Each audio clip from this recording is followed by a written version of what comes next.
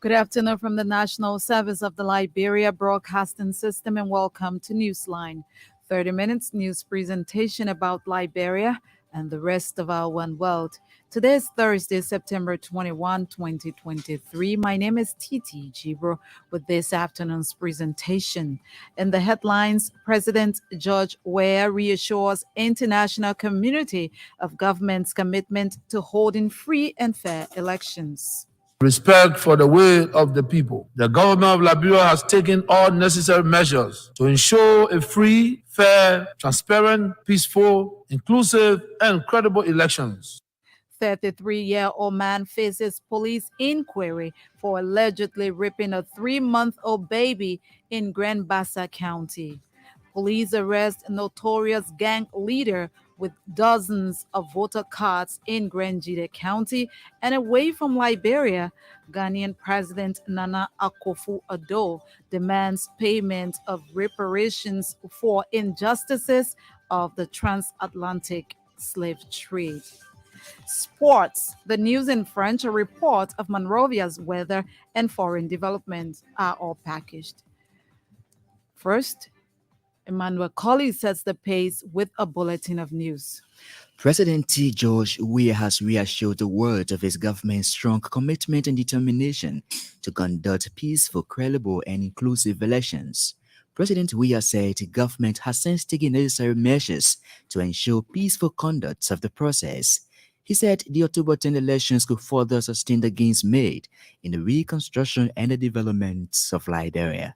The government of Liberia has taken all necessary measures to ensure a free, fair, transparent, peaceful, inclusive, and credible elections. The National Election Commission has been strengthened to ensure that it operates without undue influence. President Weah said as a strong believer in democracy, he respects the constitutional governance and the free political will of the people. The Liberian chief executive was speaking Wednesday when he delivered his sixth address at the United Nations General Assembly taking place in New York, the United States. Meanwhile, President George Weah has urged world leaders to take practical steps in mitigating the effects of climate change. President Weah said such can be achieved by supporting developing nations, including Liberia, to build resilience against the effects of the menace. The Liberian leader called on powerful nations of the world to support efforts in addressing crisis disruption, biodiversity loss, and pollution destruction of the planet. There remains a need to prioritize support to countries, including Liberia, that have the capacity to use its biodiversity in building resilience against a changing climate. President Weah also hailed the United Nations for strides made so far in the protection of the planet amidst crippling global challenges. The Liberian leader also pledged the government's commitment to working along with the UN system to mitigate the devastating impacts of climate change. In another development, First Lady Claire Weah is urging Liberia's international partners to support its fight against malaria. Mrs. Weah described the severity of malaria disease, especially on pregnant women and children, as a crucial national health problem.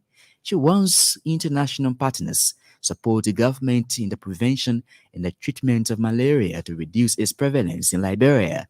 Mrs. Weah made her appeal Wednesday on the sidelines of the ongoing UN General Assembly in New York when she addressed a speed-up, scale-up intimate preventive treatment campaign.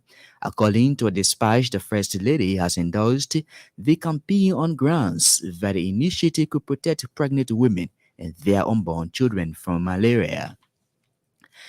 A 33-year-old man identified as Papi Mewo has reportedly raped a 3-month-old baby in Lazo Town in Grand Bassa County.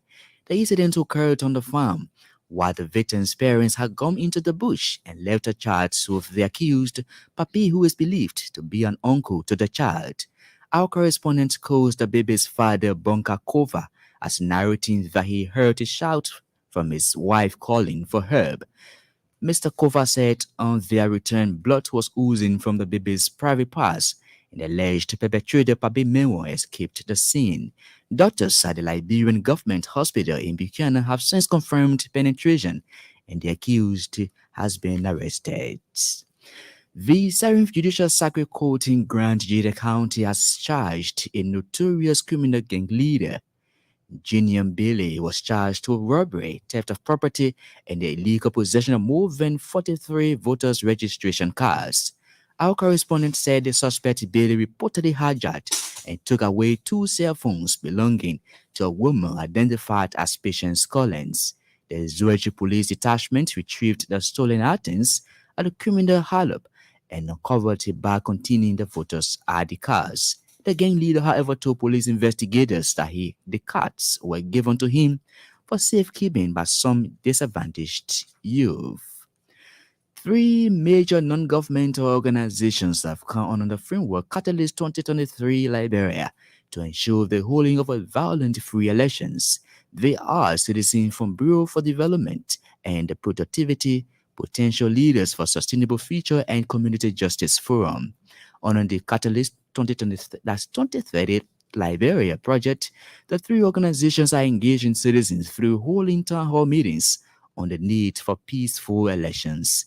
A team lead, John Kaman, told the Super Morning Show Thursday that the project seeks to ensure eligible voters engage debates in civil and tolerant manner. We believe by sensitizing citizenry on these issues, we can be successful as a nation going through elections and producing a peaceful outcome. Mr. Kima also said part of the initiative is to promote the United Nations 2030 Sustainable Development Goals, the SDGs. A counter early warning response coordinating engagement is currently taking place in Ganta Nima County. The 2-day event, which began Tuesday, is organized by the National Center for the Coordination of Response Mechanism. It is being attended by development superintendents from 5 counties, political parties, representatives, and the religious community.